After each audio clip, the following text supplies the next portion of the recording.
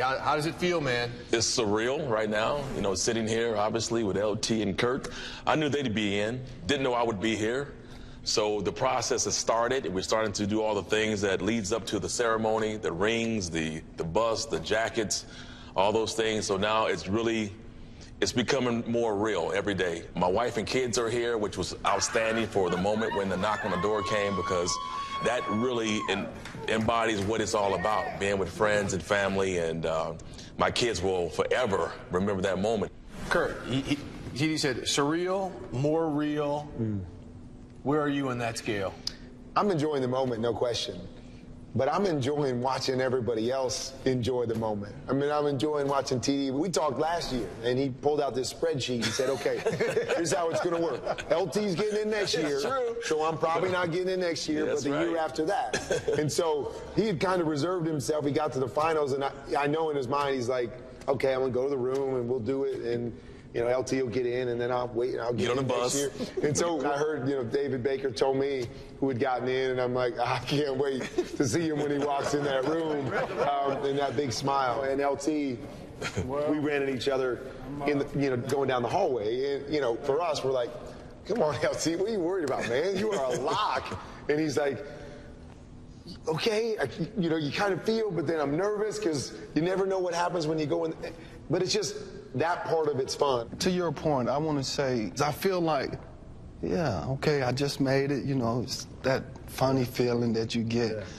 But you truly have no idea what's ahead of us. I got a lot cooler with my kids. I got a lot better in that. With that one knock on the door, I became a better football player than I ever was before, because my kids are kind of like, okay, all right, maybe you are. I know you've been telling me you're pretty good, Dad, but we weren't sure. But all that kind of stuff. You just enjoy watching this process through the eyes of other people. Mr. First Ballot, were you really sweating it that much? Oh, yeah. Tell him what did you have? Well, I had bubble guts. Okay. That's what he told me. But no, you know, it's all about, you know, at the time, it's the weight. So many people saying lock, lock, lock. And I never allowed myself to even think like that. And, you know, it's over 2.5 hours we're waiting. And at that time, someone called my phone. You know, it was a buddy, but, you know, initially when you hear the phone ring, you're like, oh, my God, I'm not a lock. I'm about to be told that I didn't make it. You know, the most amazing thing about it is hearing David Baker say 310 men are in the Hall of Fame. That's pretty special. Yeah, in the history, you know, of all of pro football to be in that elite group. But this is also an elite group now, because you guys joined the roster of the NFL Network Hall of Famers. You know, you got Marshall, Deion, Michael. What about that now? Now when you sit at the desk, LT, you were saying it. We were watching the Super Bowl. Well, now when I got something to say, you know, I got the gold jacket on. I was going to carry a little bit more weight. I tell you what I love about the Hall of Fame, I love about our class, and what I'm going to love about our set, too, is we're going to have 3 guys that were first ballot guys.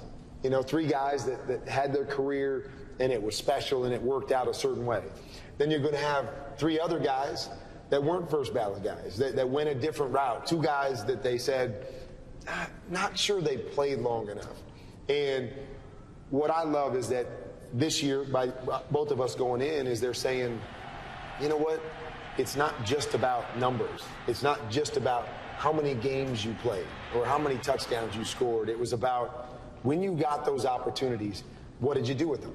It really speaks to the content and not the volume of a career. You know, because you can play for a long time, and that doesn't necessarily mean that it's Hall of Fame, you know, worthy. I always just felt that for me, I was most proud of being there for my teammates. I was content with walking away saying, hey, man, I gave it my all. I was there, you know, when the guys needed me. And whatever happens after that is out of my control. But I'm so happy that the selectors decided, you know, to look at it and say, you know what? We value that. You know, we put more value off the content of the career versus the longevity. The different ways that you get in, the different parts of your career, give you great pride in what you did. I only got 124 games in the NFL. Yeah. You know, 124 games, yet I still found myself here. You find ways to take great pride in the path that you took to get here. And not that there's a right way or a better way. It's just, I look at that and I take great pride in that.